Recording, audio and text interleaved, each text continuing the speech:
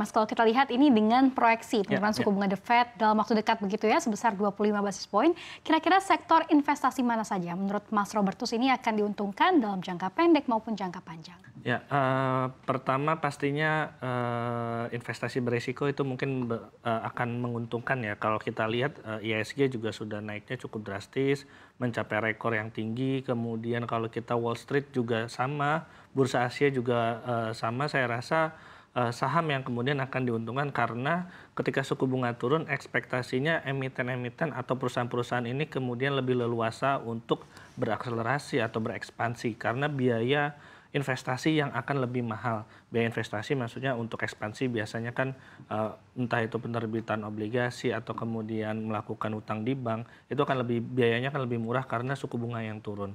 Kemudian properti juga akan diuntungkan karena properti ini memang masih banyak masyarakat membeli properti itu dengan KPR. Jadi ketika suku bunga turun, KPR akan semakin murah, ini akan menarik minat masyarakat untuk kemudian membeli properti.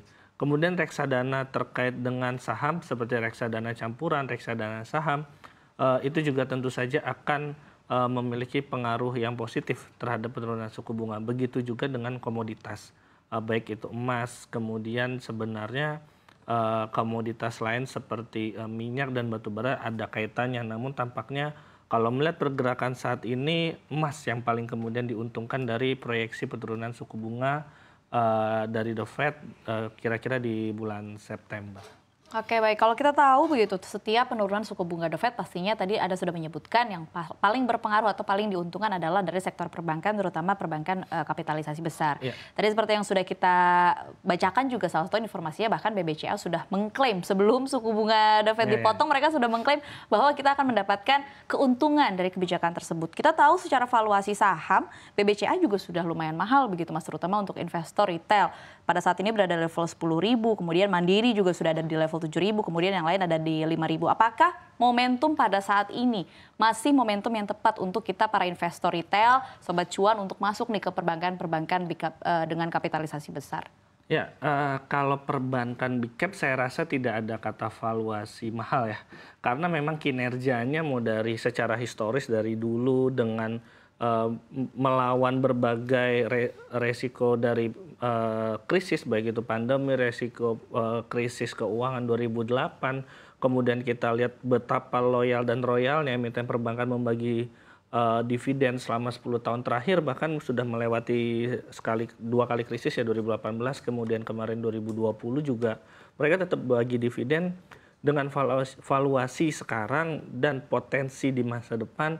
Saya rasa valuasinya masih fair, tidak kemudian mahal walaupun memang kalau kita lihat nominalnya cukup tinggi untuk investor retail. Tapi kalau kita investasikan kita berbicara forecast ke depan.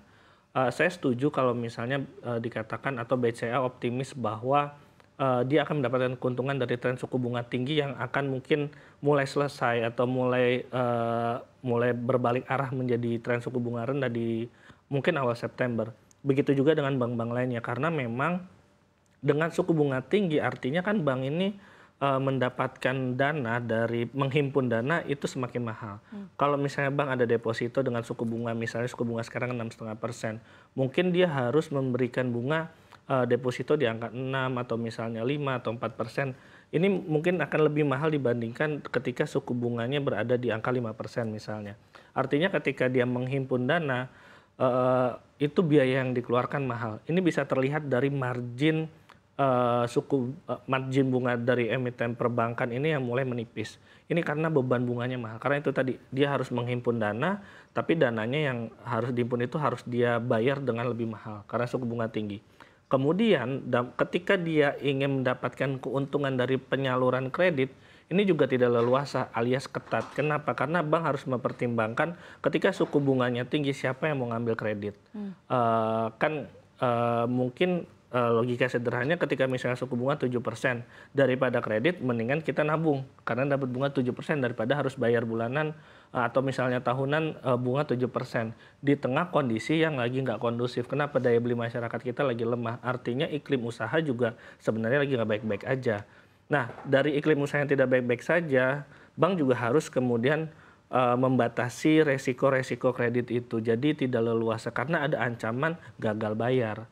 Nah, ancaman gagal bayar ini sekarang di Indonesia selain karena daya beli rendah karena memang harga pangan naik, ada juga fenomena judi online yang itu juga menguras kantong warga karena ada dana sebagian ke sana dan itu tidak produktif.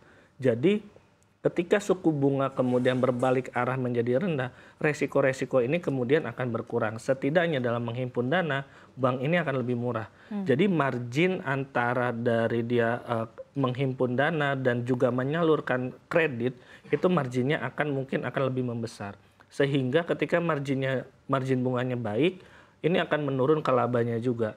Dan keleluasaan dalam menyalurkan kredit, terutama kredit-kredit mungkin ke korporasi, mereka mungkin akan lebih optimis untuk ekspansi karena biaya investasinya menjadi lebih murah, itu akan sangat menguntungkan. Dibanding saat ini kalau kita lihat 3 emiten perbankan dengan kapitalisasi besar itu total biaya atau beban dari bunga itu meningkat 40% per semester pertama 2024. Artinya tekanan ini beneran ada nih ketika suku bunganya tinggi.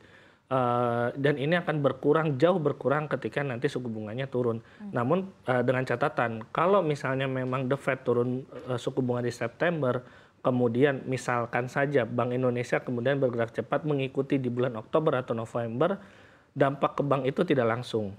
Tapi ada lag 3-6 bulan. Tapi ini yang kemudian pasti akan terprice in ke harga saham. Jadi harga sahamnya mungkin akan bergerak duluan. Jadi jangan kaget kemudian ketika proyeksi ini keluar, harga emiten Bank BCA misalnya all time high, kemudian Mandiri, BRI, BNI juga naik cukup signifikan karena ini memprice in forecast yang ada.